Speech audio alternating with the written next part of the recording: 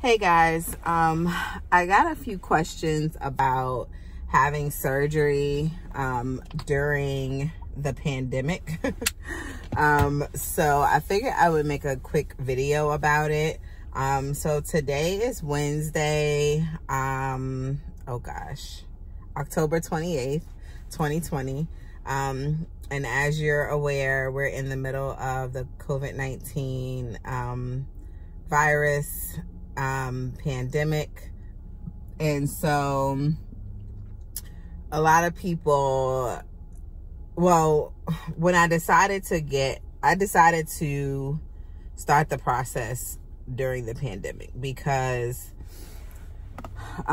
before the pandemic I was very active, and I was pretty active, and so after the gyms and things like that closed, my activity level went way down. So I started just gaining weight. I hadn't really necessarily changed how I was eating so much, but I just started gaining weight because I wasn't being as active. Eventually my eating did get worse, which I'm sure resulted in the continued gaining of weight. So that was that. So during the pandemic is when I reached to my surgeon and contacted my insurance and that kind of thing to see, you know, what was covered and what the process looks like, etc. So I started that process in June. So we were, you know, a few months in. And so a lot of my loved ones were really concerned about me having surgery during a pandemic, which, hey, they should be concerned. You know, when I started the bariatric program, they were not doing elective surgeries at the time, and VSG is an elective surgery. So I knew going in that I wouldn't necessarily be able to get the surgery right then. But I said I could start the process. And so when I initially began the process, I was told that my insurance had an option to do the program within 30 days. And so if I could complete all of the requirements within 30 days, the requisition or whatever it's called could be submitted to insurance and potentially approved within the 30 days. So that didn't happen. I did actually complete all of the requirements. I completed all of the nutrition classes. I did my psych eval. I did my medical clearance letter, my EKG, my blood work.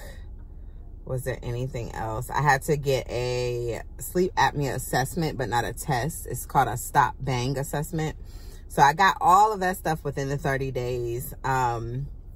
Sent it back to the coordinator, had like my little table with all of the dates. I met with a nutritionist 6 times, or not 6 times. I had 6 nutrition classes, but I had met with the nutritionist, I think 3 times.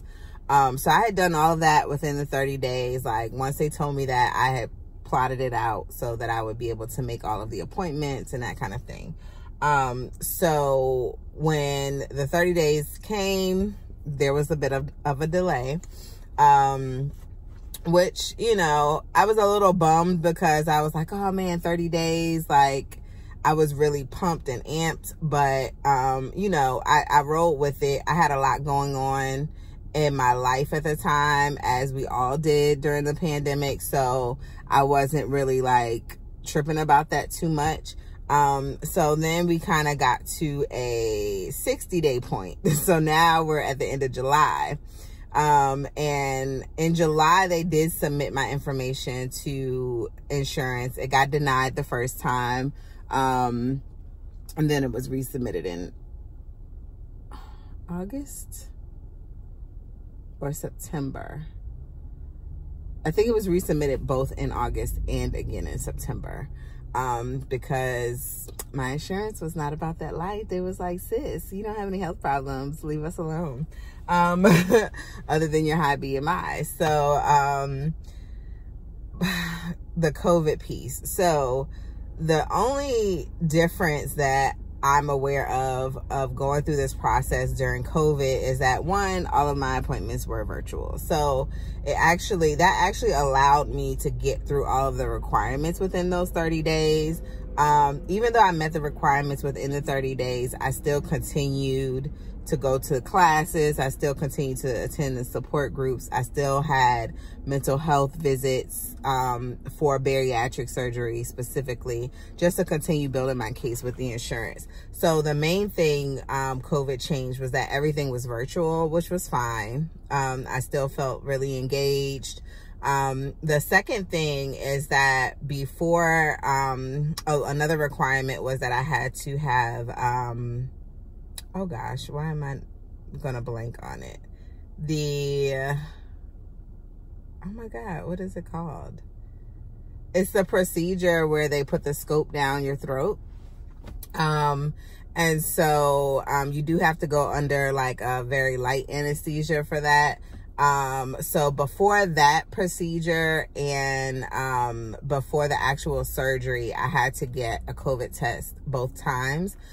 So that was the second difference with going through this procedure during, the time of, the pandemic. My friends and family were really worried. As I mentioned, a lot of them were worried about me having surgery in general, but then doubly worried that it was in the middle of a pandemic, and numbers were spiking, and I completely understood that. But I felt like this was something that I wanted to do during this time anyway. So I continued to press on, and I made sure that I kept myself as safe as possible by staying home and, doing the minimum in terms of like going out and interacting with others. Like I was literally not doing anything other than if I had to go to the grocery store or something that was like really required. I didn't go out. I didn't go visit friends or anything like that. So that was that. When it came time to have surgery, and I had surgery October 16th, 2020. So I think I am now 11 days post-op, or 12 days post-op, excuse me. So, having the surgery, that was kind of another difference, because we are in the middle of a pandemic. No one could be there with me, during the surgery. And this didn't particularly bother me because I don't like needles and things like that. So I have a tendency to like embarrass myself when it comes to those things. Like I have full blown like passed out from getting a needle before. And a lot of times they have difficulty like finding my veins, and yeah, it's like a whole situation. So, I was okay with not having anyone there with me because I didn't want anybody to see me if I started like crying or freaking out or whatever. Like I was okay with being there by myself because I didn't really want anybody to witness that and tell me about it later.